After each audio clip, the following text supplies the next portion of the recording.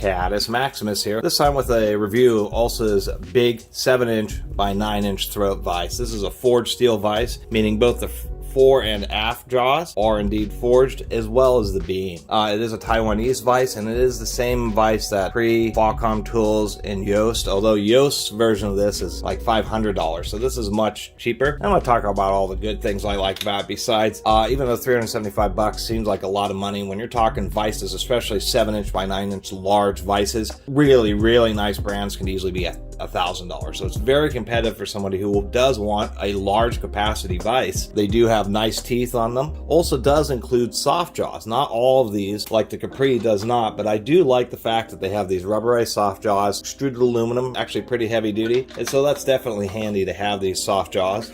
And it's also kind of handy because you have this flat, I say, kind of anvil hammering area, and you can just keep the soft jaws right there. Also include fasteners, and they are indeed 12.9. So get a little zoom in here. This thing weighs just about 60 pounds, just under 60 pounds, but we can clearly see the forging because you can see the big flashing. This is a big, thick flashing. When you cast something, the molds are tight together, and then you pour hot metal into it. That leaves just a thin little casting line. When you forge something, you're taking a thick piece of metal and you're squishing it and hammering it between two hardened tool steel dies, and so what ends up happening is you end up having a really thick flashing line, so it's really obvious that this is forged. I did want to mention that we can see those flashing lines right here as well, so we know that the beam is forged. Nice hammering area. This is about 4 5/16 by 4.5 inches, and being on a piece of forged steel, it is machined, so it is pretty flat. I do like that. You'll also notice that they have these two chamfers here, and that helps keep the beam pretty tight. But what you'll see is on the side that we have these two set screws. That's because there's actually a wedge or a V block, kind of like using ways on a milling machine or machine tools, and so if the vise ever gets loose, you can adjust these and keep it tight, and I do appreciate that. And if we just look, you can see that metal block in there, and that metal block is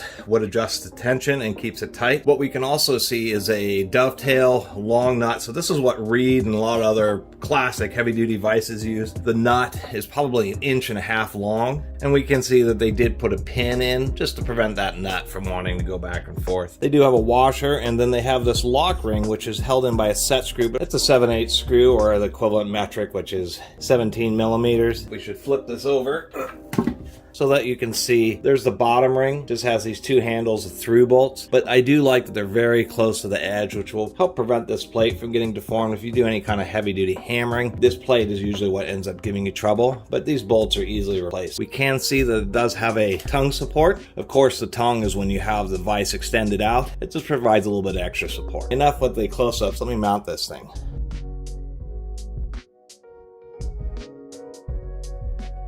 Here we are. We indeed do have a 9" opening, and as hard as it is to justify expensive vices, for this size this is not expensive. This is actually a pretty good deal for a Taiwanese forged steel vise. It does operate pretty smoothly, and I should do a little test here of jaw parallelism.